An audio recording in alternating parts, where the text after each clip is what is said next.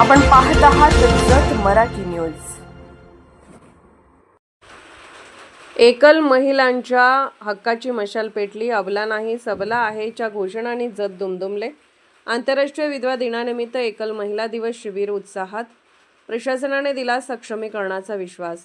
आंतरराष्ट्रीय विधवा दिनानिमित्त जत येथील राजस्य महामाया प्रशासकीय भवनात आयोजित करण्यात आलेल्या एकल महिला दिवस शिबिरात एकल महिलांच्या सक्षमीकरणाचा निर्धार व्यक्त करण्यात आला। सामाजिक, आर्थिक, शैक्षणिक, आरोग्यविषयक आणि कायदेशीर हक्काविषयी जागृती घडवून आणणारे हे शिबिर महिलांसाठी प्रेरणादायी ठरले। तहसीलदार प्रवीण धानोरकर यांच्या अध्यक्षतेखाली झालेल्या या कार्यक्रमात एकल महिलांना शासनाच्या विविध कल्याणकारी योजनांची सविस्तर माहिती देण्यात आली। महिलांना स्वावलंबी बनवण्यासाठी उपलब्ध असलेल्या शासकीय सुविधा, आर्थिक मदत, पुनर्वसनाच्या संधी तसेच आरोग्य आणि शिक्षण क्षेत्रातील योजनांबाबत मार्गदर्शन करण्यात आले।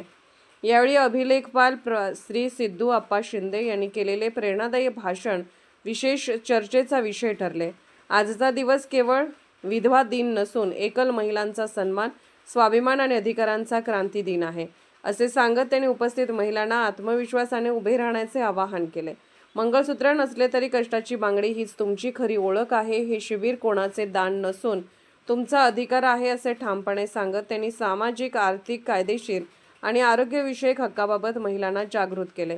त्यांच्या भाषणाला उपस्थित महिलांकडून उत्स्फूर्त प्रतिसाद मिळाला।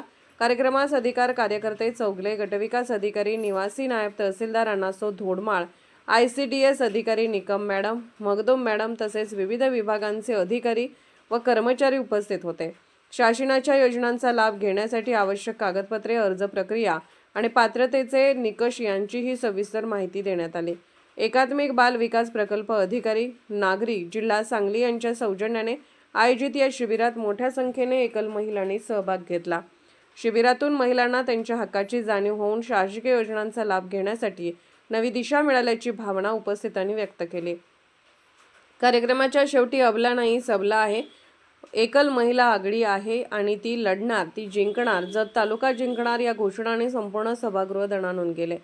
महिलांच्या सर्वांगीण विकासासाठी अशा उपक्रमांची नितांत गरज असल्याचे मत मान्यवरांनी व्यक्त केले। सिद्धू शिंदे यांचे प्रेरणादायी आवाहन। सीता एकल होती तेव्हा तिने लवकुश घडवले, जिजाऊ एकल होत्या तेव्हा त्यांनी शिवबा घडवला। आजच्या एकल महिला नव्या महाराष्ट्राच्या निर्मात्या ठरू शकतात।